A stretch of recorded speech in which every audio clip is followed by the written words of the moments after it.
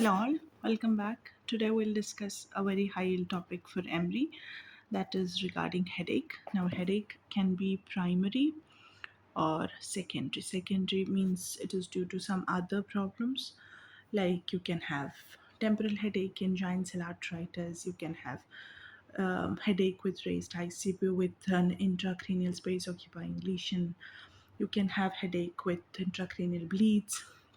So those are secondary headache when there is some underlying cause. Primary headache is when the headache itself is the problem, and it can have different pathologies like migraine, cluster headache, or tension headache. Now, how about migraine? You need to know the differentials, how to identify what are the keywords, how do you usually manage, what are the associated symptoms, and what is the prophylaxis. So, migraine is usually unilateral, pulsating, throbbing headache.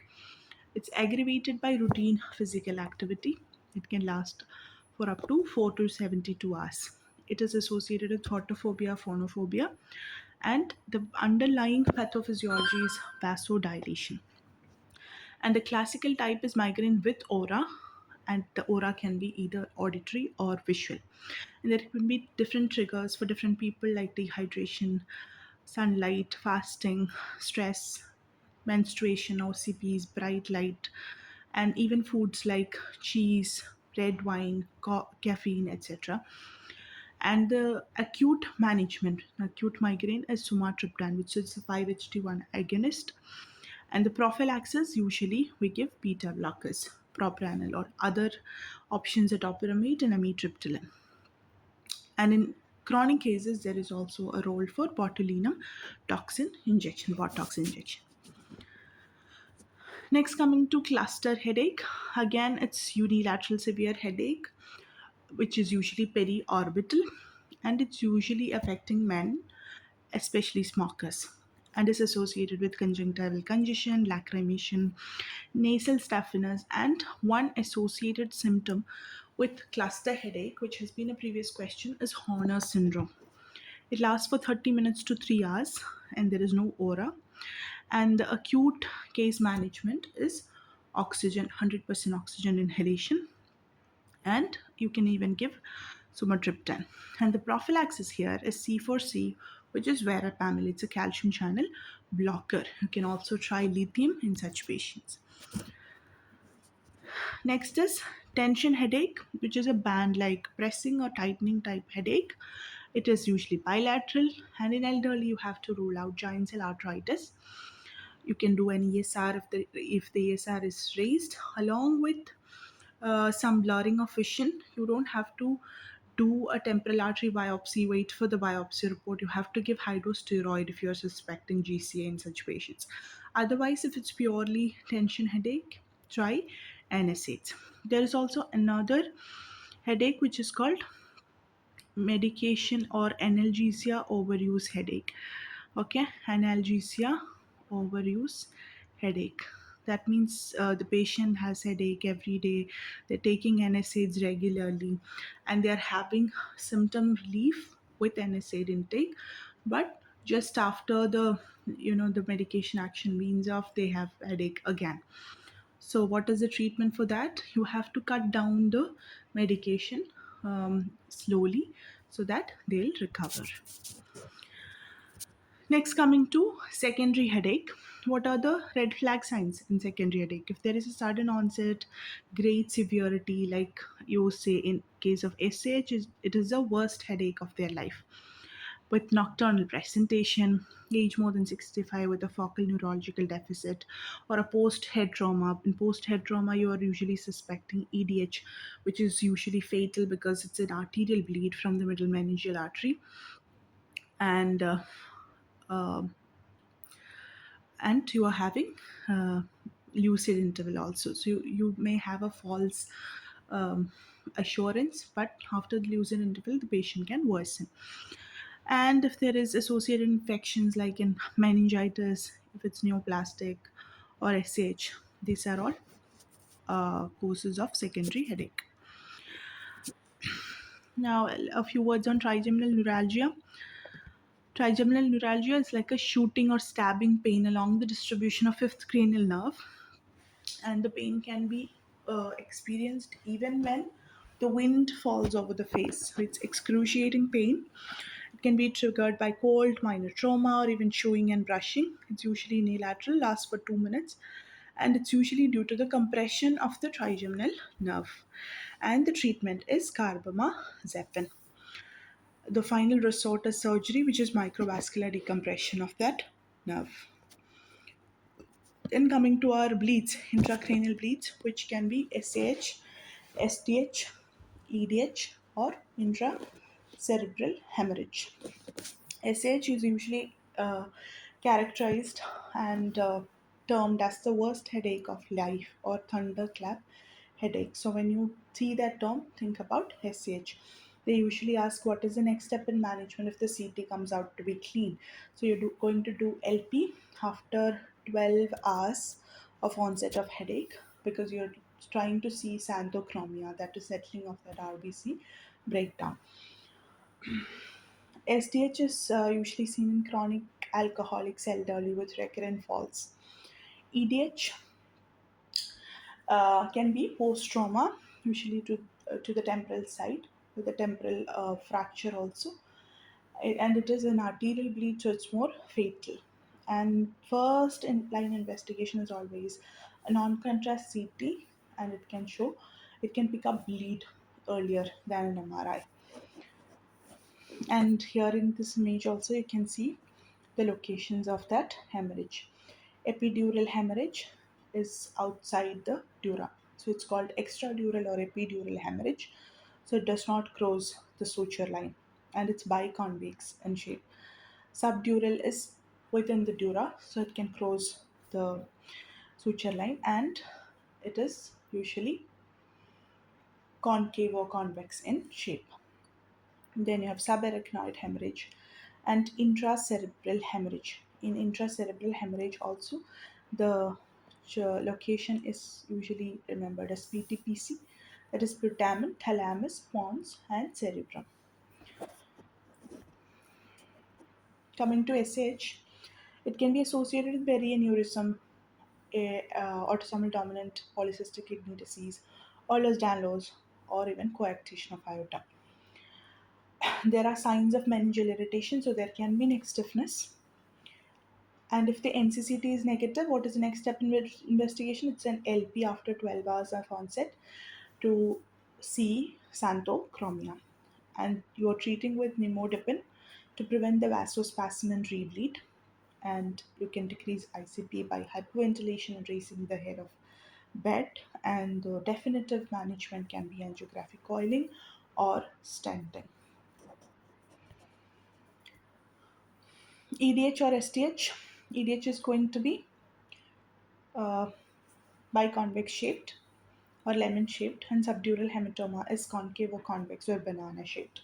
EDH, what is classical, is called the lucid interval. That is, once the patient is coming to you, they may have some kind of a deterioration in their GCS. Then they come out uh, to be very clean. Okay, they don't have LOC, they are very conscious oriented.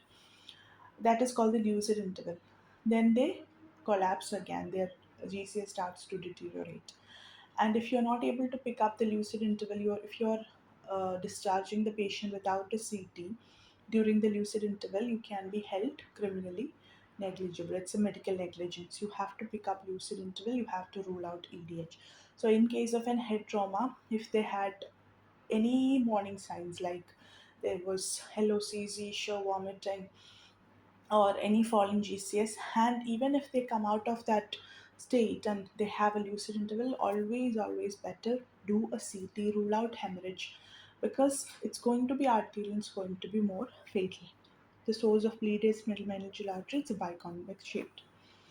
SDH is venous bleed, the bridging veins, and it's concave or convex, so crescent shaped, and it can be acute or chronic. Chronic, especially in case of chronic alcoholics with recurrent falls or in elderly also.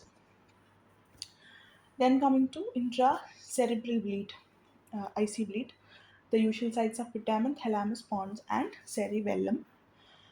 also internal capsule. And the most common cause is hypertension and can be associated with focal neurological deficits, raised ICP features like vomiting, headache, bradycardia. With raised ICP, bradycardia, that is called the Cushing's reflex. ECG changes can be deep symmetrical T wave inversion or prolonged QT.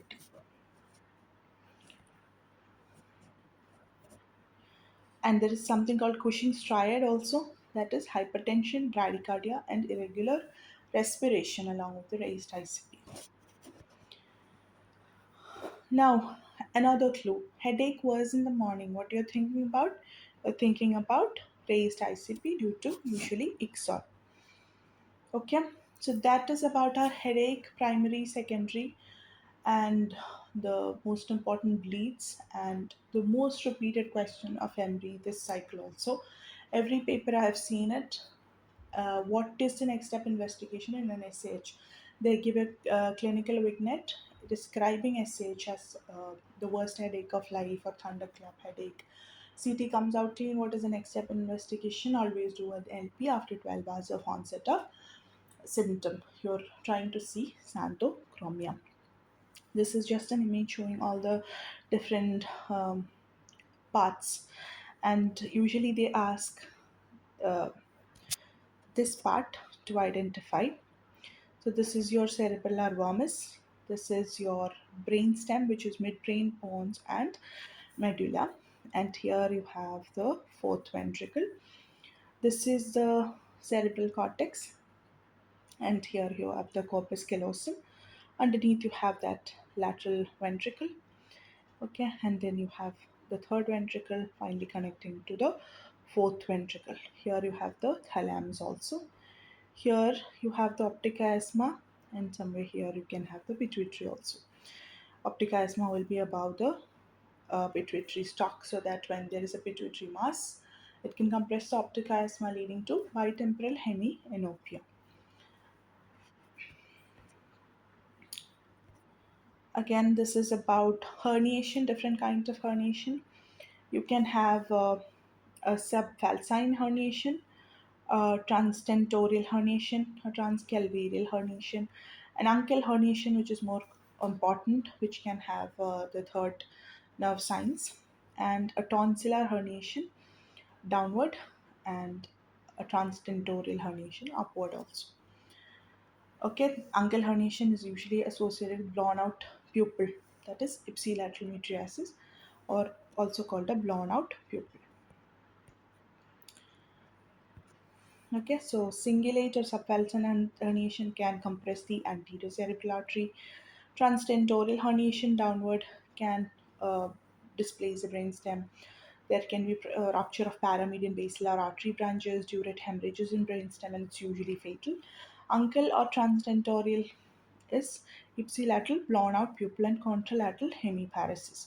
Cerebellar um, tonsillar herniation into the foramen magnum can compress the brainstem and can even lead to coma and death. There is something called the Carnohan-Noach phenomena. It's interesting, not important as far as memory is concerned, but just an interesting phenomena. So the right ankle herniation leads to compression of brainstem to the opposite side. So the left cerebral peduncle may press against the tentorium, which is called the Carnohan notch, and the fibers finally cross over. So hemiplegia is also on the right side. Herniation was on the right side, hemiplegia is on the right side. Seems like it's an ipsilateral hemiparesis, but it is due to contralateral compression against that Carnohan notch. So it is like a false localizing sign, because when you have a right hemiplegia, you're thinking about some pathology on the left side, but it's actually right ankle herniation which finally led to left cerebral peduncular compression. And there is a misleading contralateral blown out pupil also, right blown pupil. So that's all. Next session, we can talk about seizures and the treatment of seizures. This is a glimpse of seizures. Usually, they ask what is the treatment of choice in absent seizure. Remember, it is ethosuximide. The most common seizure management is usually with valproate. If they are coming with the status epilepticus, the first line management can be lorazepam. or you can change to levetiracetam if they're not responding. Then phenytoin, fosphenytoin. Okay, add-on treatments. And if it's very refractory, you can even give anesthetics like ketamine. In infants, the choice is phenobarbital. In children, you can give levetiracetam. Even in pregnant, levetiracetam also you can give, but lamotrigine becomes the drug of choice. If you intend weight loss, then think about giving topiramate. In focal, you can give lamotrigine or levetiracetam. Otherwise, usually valproate becomes a first line choice. Okay, so that's all. Thank you so much. We'll come up with another topic in next video.